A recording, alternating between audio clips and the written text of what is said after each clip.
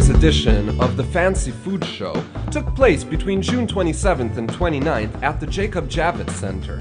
As in the past, the Italian participation at the show was higher in dimension and in number of participants than any other official international presence. Abbiamo 250 aziende che espongono all'interno del padiglione ufficiale italiano.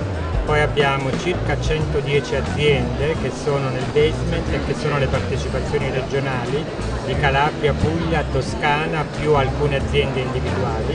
E poi abbiamo tutto il gruppo di aziende che sono rappresentati dagli importatori americani che hanno il loro stand sempre all'interno di Fancy Food Show. Quindi direi che il numero complessivo di presenza arriva ai 450. È straordinaria l'eccellenza che viene portata dal nostro territorio attraverso le imprese, i consorzi, organizzazioni di vario livello, coordinate efficacemente dall'ICE in un grandissimo padiglione, nettamente il più grande tra i padiglioni presenti in questa fiera. L'Italia è numero 1 a Fancy Food.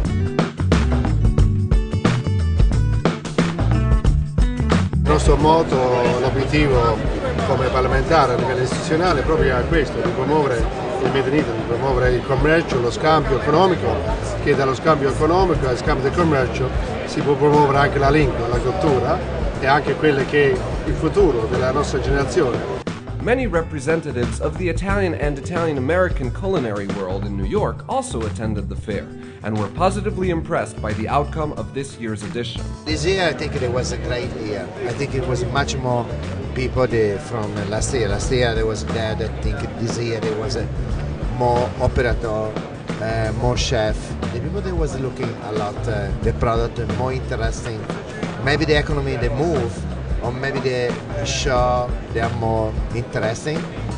This year the Italian pavilion is beautiful. I think in this way with the more air, the color, the design, I think it help more for the people to be more flexible, more happy between all these standards. The Fancy Food Fair is also a unique occasion to promote authentic Italian products. Educating the public regarding nutritional properties and benefits is part of an ongoing commitment to contain the expansion of fake Italian products present on the US market. Qualcuno parla di fancy food come Italian fancy food più che di summer fancy food e credo che qualche motivo di verità ci sia, quindi siamo molto contenti di questa grossa presenza.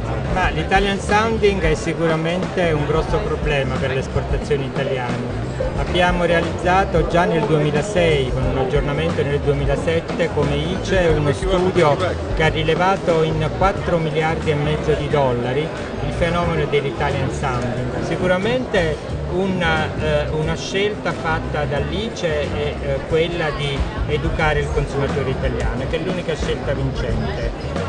Far conoscere al consumatore americano far conoscere l'autenticità vera, cioè il vero prodotto italiano.